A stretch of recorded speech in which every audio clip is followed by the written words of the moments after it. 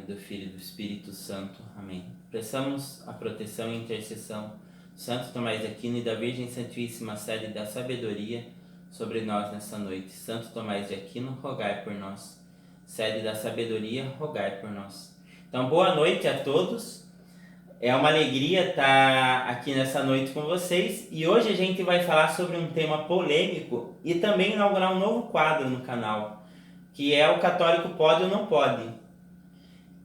E aqui a gente pretende oferecer com esse quadro algumas respostas para algumas questões que ainda geram muita confusão na cabeça dos católicos, né?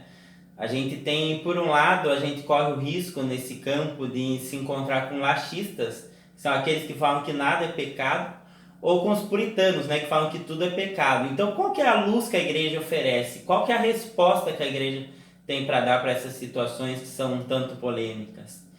Para a gente iniciar hoje, a gente vai falar sobre a tatuagem. Então, será que ao fazer tatuagem um católico realmente está cometendo algum pecado? Será que ao fazer tatuagem ele realmente está agindo como cristão? Então, para a gente iniciar esse vídeo de hoje, a gente precisa expor aqui um quadro geral e mostrar que esse costume dos cristãos fazerem tatuagem não é tão recente. Desde o século V, final do século V, começo do século VI, existe o costume em Jerusalém, entre os católicos maronitas e entre os cóptas e algumas liturgias orientais, católicos de liturgia oriental, de fazerem justamente tatuagens para portarem o símbolo da fé deles. Então, muito bem, então já é um costume um tanto antigo da igreja, tem aí por volta dos 1500 anos, quase 1600, e é interessante a gente notar que ao redor desse tempo todo, a igreja nunca emitiu uma condenação. Então, se é verdade, como os católicos atuais dizem, que muitos católicos atuais dizem que ao fazer tatuagens vai estar cometendo pecado mortal, o mínimo que eles deveriam mostrar para vocês e para a gente era que a igreja então tem alguma condenação. Eles pegarem algum santo que emitisse alguma posição sobre. E não há na história da igreja nenhuma citação papal, nenhuma condenação de algum santo a respeito disso. Então, por ser um costume até comum entre os católicos nessas regiões, deveria haver alguma condenação da igreja aí, e nunca houve. Então, em primeiro lugar, a gente percebe que essa condenação que os católicos atuais trazem é justamente uma coisa da cabeça deles, né? Que não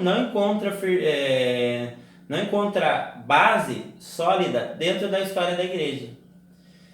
Também aqui é importante a gente mostrar uma série de aspectos sobre a tatuagem baseada na realidade cristã. Então, por exemplo, até hoje há o hábito em Jerusalém daqueles que vão a Jerusalém se marcarem com uma tatuagem, fazerem uma tatuagem como uma forma de testemunhar que eles estiveram nesses lugares. Então existem até estúdios especializados com cristãos, né, com cristãos piedosos que fazem esse serviço. Existem tradições familiares, diversas tradições familiares, que são justamente pessoas especializadas em fazerem tatuagem cristãs nos peregrinos de Jerusalém. E esse hábito dos cristãos de se marcarem como forma de atestarem que eles estiveram nos lugares santos é um costume que remonta às cruzadas. Ou seja, os cristãos, depois das cruzadas, quando eles saíam vitoriosos ou quando eles retornavam, né, da campanha para a libertação de Jerusalém, dos lugares santos, eles tinham o hábito então de se tatuarem, né, com alguma marca para trazer o testemunho, né? Eu estive nos lugares onde Jesus Cristo esteve. Até hoje, em alguns lugares também, se há o hábito de se tatuar para uma forma de atestar a fé, porque não se pode, em alguns países muçulmanos, portar objetos religiosos católicos. Então, o que os católicos, os cristãos fazem nesses lugares? Até inclusive freis e monges. eles fazem pequenas tatuagens para eles trazerem consigo o sinal da fé deles. Já que eles não podem portar nenhum sinal, eles trazem na pele esse sinal. Também na região dos balsãs, há um costume de se tatuar as mulheres cristãs, porque ao serem tatuadas, isso impede que alguns muçulmanos mais radicais vendam essas mulheres como escravas sexuais, né? Então, ao verem essa tatuagem, eles como que rejeitam essa mulher. Então, há esse costume também que é uma forma de proteção dessas mulheres, né? Contra essa cultura muçulmana. Também algumas escavações recentes mostraram em regiões lá de Jerusalém que alguns cristãos, diversos cristãos enterrados e como que mumificados, traziam a tatuagem de São Miguel Arcanjo. Também, então, não somente a cruz é um costume, como também a própria imagem do Arcanjo Miguel. E é interessante que uma outra tatuagem que eles tinham muito o costume de fazer, e até hoje se tem o hábito de fazer nessas regiões, é a imagem da Virgem Santíssima. Né? Então são 3 tatuagens até comum. A Cruz de Jerusalém, o Arcanjo São Miguel e a Virgem Santíssima. Né? Então até hoje se mantém esse hábito. Os argumentos que normalmente esses cristãos usam para dizer que quem está fazendo uma tatuagem é pecaminoso, normalmente são 2. Né? São 2 argumentos principais. O primeiro, eles usam aquela condenação do Levítico, que fala sobre não fazer incisão na pele, para dizer assim, ó, o Levítico está dizendo. Né? Então, se a gente não tem uma base magisterial, a gente tem uma base bíblica aqui. Só que é interessante que eles restringem essa condenação do Levítico somente a tatuagem. Por exemplo, no Levítico também se condenava o uso dos cristãos de fazerem a barba. Né? Então, os judeus de fazerem a barba. Então era proibido a um judeu fazer a barba. E você vê que essas pessoas que normalmente falam sobre a condenação à tatuagem, todas estão com barba feita aí. Né? Então alguma coisa tem errada. A questão é que lá em Levítico, o Senhor tomou um cuidado com o povo hebreu, deles não serem confundidos com os outros povos pagãos. Então, normalmente, esses povos pagãos traziam tatuagem, honrar os deuses, e faziam barba, e não comiam carne de porco. Desculpe, comiam carne de porco. Então, assim, o Senhor faz uma série de prescrições para que esse povo siga, para que eles não se misturem justamente com esses povos pagãos. E muito bem, né?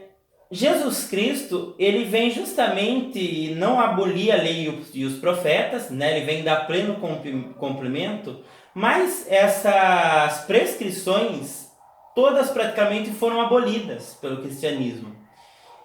E tanto isso é verdade que o Concílio de Florença, em um dos seus documentos contra os armênios, né, em relação à união com os coptas e os etíopes, ele vai lançar uma prescrição a respeito dessas prescrições antigas do Levítico. E ele diz assim, no número 1348 do Denzinger, tá bom? Ela crê, a igreja, firmemente professa e ensina que as prescrições legais do Antigo Testamento, isto é, da lei mosaica, que se divide em cerimônias, sacrifícios sagrados e sacramentos, mesmo porque instituídas para significar algo futuro, ainda que adequadas ao culto divino daquela época, com a vinda de nosso Senhor Jesus Cristo, por ela significado, cessaram, e que tomaram início os sacramentos do Novo Testamento. Ela ensina que peca mortalmente todo aquele que voltar a pôr, depois da paixão de Cristo, sua esperança naquelas prescrições legais, e as observa como se fossem necessárias à salvação e a fé no Cristo não pudesse salvar sem ela. Depois ela continua assim e declara um anátema, né? Todos, portanto, que depois disso observam os tempos da circuncisão do sábado e outras disposições da lei, ela os denuncia como estranhos à fé em Cristo, não podendo de todo participar da salvação eterna.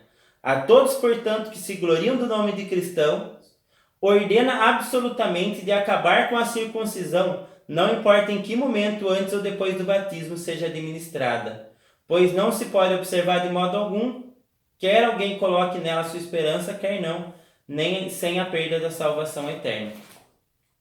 Então, muito bem, o Concílio de Florença aqui, ele está justamente condenando aqueles cristãos que tinham o costume de, depois da salvação operada em Jesus, de exigir de outros cristãos essas prescrições. E entre essas prescrições, é claro que se encontra essa prescrição relacionada à tatuagem.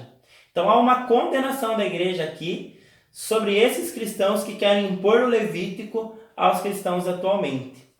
Um segundo argumento que se usa, normalmente é a respeito de nós sermos, segundo a carta de São Paulo aos Coríntios, templo do Espírito Santo. Então, muito bem, o fato da gente ser templo do Espírito Santo, então, impede realmente que eu faça tatuagem no meu corpo? Em primeiro lugar, se impedisse de fato isso, também impediria muita coisa que eu faço com o meu corpo sem o devido cuidado. Por exemplo, impediria que eu fizesse coisas que pudessem marcar o meu corpo com alguma cicatriz. Proibiria a falta de cuidado com a saúde, Então, aquele torresminho frito, já estaria proibido. Com óleo de cozinha, já estaria proibido. Todo mundo teria que ter uma educação fitness. Porque se o importante é deixar o nosso corpo, que é templo do Espírito Santo, o mais sem marcas, o mais perfeito possível, então a gente tem que absolutizar a coisa e dizer que tudo que for feito contra o meu corpo, então é condenado. Mas mais do que isso, o que São Paulo quer dizer é justamente em relação aos pecados sexuais, que mancham o nosso corpo, que é templo do Espírito Santo. Em nenhum momento São Paulo vai pensar na tatuagem. Até porque todo templo católico ele vai portar imagens. Então seria uma contradição. O católico não pode fazer tatuagem porque é templo do Espírito Santo. Mas o templo normalmente traz imagens, traz a recordação da fé católica. Então esse argumento não tem base nenhuma. É balela. Juntamente com aquela outra frase de São Paulo que costumam usar, tudo me é permitido, mas nem tudo me convém, para dizer que a gente não pode fazer tatuagem. Então isso é obviamente falso. Depois então a gente vai citar alguns casos de alguns santos que ou foram tatuados, ou por exemplo o caso de Santo Afonso Maria de Ligório, que no livro Glórias de Maria, ele vai aconselhar aqueles que querem se consagrar inteiramente a Maria a trazerem no peito o nome da bem-aventurada Virgem Santíssima. Então, muito bem. Um primeiro exemplo que a gente tem aqui é São Paulo da Cruz. Então, no livro de São Paulo da Cruz, de Uma Vida, é dito o seguinte: o frio, o calor, a fome e a sede, todos os incômodos eram-lhe doces refrigérios. Martirizava de 1000 maneiras o corpo inocente, chegando a gravar com ferro em brasa sobre o coração a cruz e o nome santíssimo de Jesus, cicatriz imortal que levou à eternidade.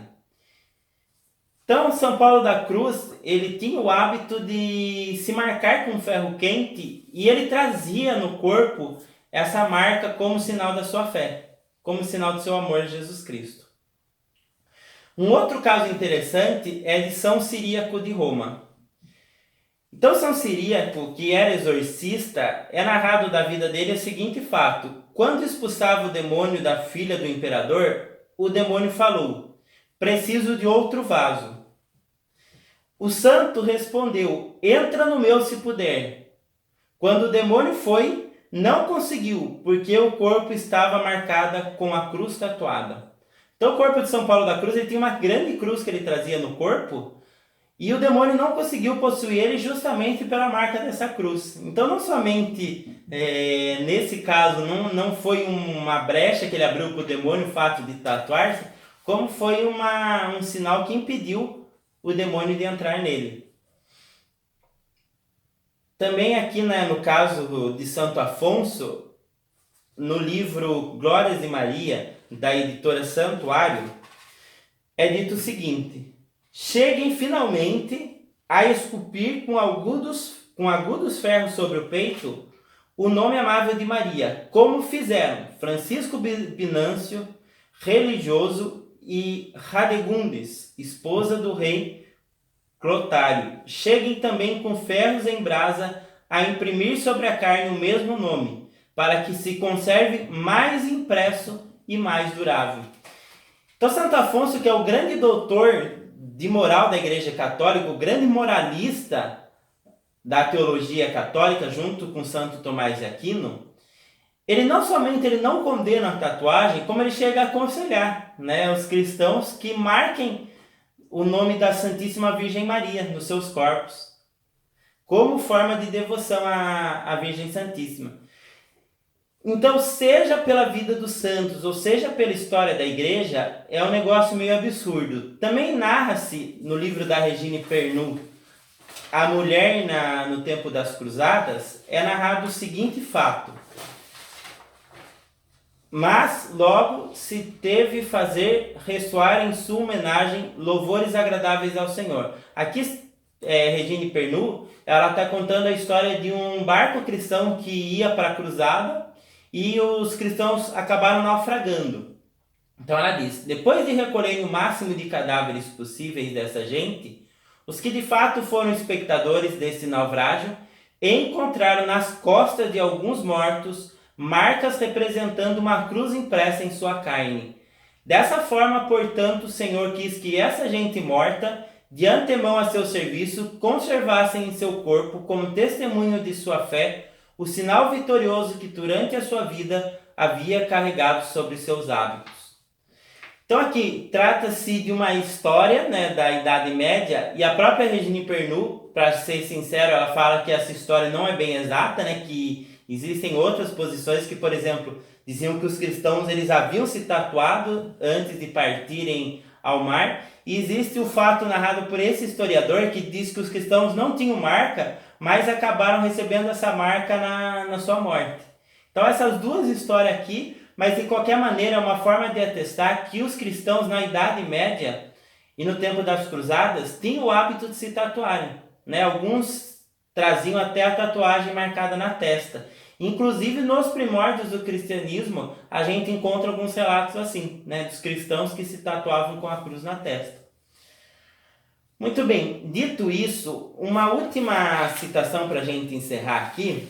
Eu gostaria de falar sobre o Papa Francisco. Salvo engano, foi em 19 de março de 2017, ou foi 2016, que o Papa então respondeu a uma questão levantada sobre a tatuagem.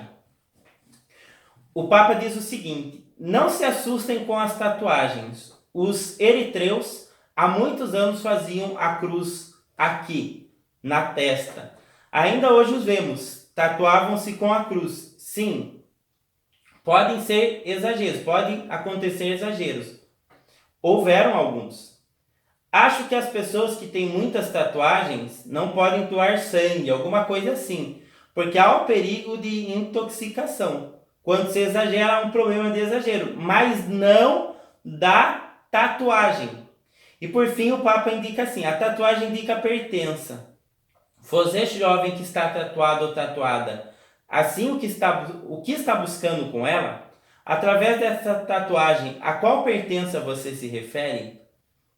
E aqui ele está indicando, né, como a gente abordar um jovem com tatuagem. Então, a partir da tatuagem, começa a dialogar com isso. E a partir disso, chega-se à cultura do jovem. Então, muito bem. Dito isso aqui, a gente precisa, então, para finalizar, abrir assim um campo. Será que, então, toda tatuagem não é pecado? Então, em teologia moral, a gente tem aquilo que é moralmente neutro, aquilo que é em si mesmo pecaminoso e aquilo que é bom. A gente diz que a tatuagem, então, em teologia moral é moralmente neutra, podendo ser ruim ou bom de acordo com a intenção que a gente faz. Então, por exemplo, alguém que faz com intenção de seduzir, evidentemente está pecando contra o sexto mandamento e contra o nono mandamento. Então está cometendo um pecado mortal. Alguém que faz por vaidade, ele peca, mas ele não está cometendo um pecado mortal. Mas também aqui pode haver um erro. Alguém que faz uma tatuagem e sai mostrando por aí, e isso acaba causando escândalo a outros cristãos, também acaba por pecar. Aí também alguns padres falam da questão do segundo mandamento, que alguns cristãos que fazem símbolos religiosos, eles podem estar pecando contra o segundo mandamento. Mas se você tem o cuidado, por exemplo, de fazer em partes não imodestas, né, na teologia moral, partes que despertam a sexualidade, isso daí não é profanação alguma. E os santos faziam. Né? Então, pode-se pecar com o segundo mandamento, mas veja que o negócio não é muito exato. Por outro lado, a gente pode fazer por motivações virtuosas uma tatuagem. A gente pode fazer por amor à esposa, ao esposo, para dedicar homenagem à mãe, aos filhos. A gente pode mesmo marcar o nosso corpo com imagens de santos para expressar a nossa devoção e a nossa fé. O importante, antes de você fazer uma tatuagem, é você compreender o seguinte: isso é uma marca que eu vou trazer a minha vida inteira. Né? Eu não poderei me arrepender futuramente dessa marca. O símbolo que eu vou desenhar, ele é importante para mim. Ele não representa algo satânico, algo que eu vou querer me desfazer no futuro, mas é algo importante para mim. Qual o significado dessa tatuagem para minha vida? Então, sempre que alguém me pergunta sobre tatuagem e fala que vai fazer uma, eu falo assim, né? Por exemplo, tem pessoas que falam que vão fazer num jogo que elas gostam de jogar. Mas futuramente ela não vai enjoar desse jogo e ela não vai se perguntar por que ela fez aquilo. Então, assim, é preciso prudência. Mas se você considera bem a questão, você pensa, você não toma essa decisão de forma precipitada, de preferência você já toma essa decisão com uma certa maturidade, não há nenhum impedimento moral de você fazer isso. E aqueles que falam que há um impedimento, normalmente estão agindo contra a própria fé da igreja. Então peçamos então sobre nós a prudência e a proteção dos santos, para que a gente nunca ensine algo contrário à fé da nossa igreja. Em nome do Pai, e do Filho, e do Espírito Santo. Amém.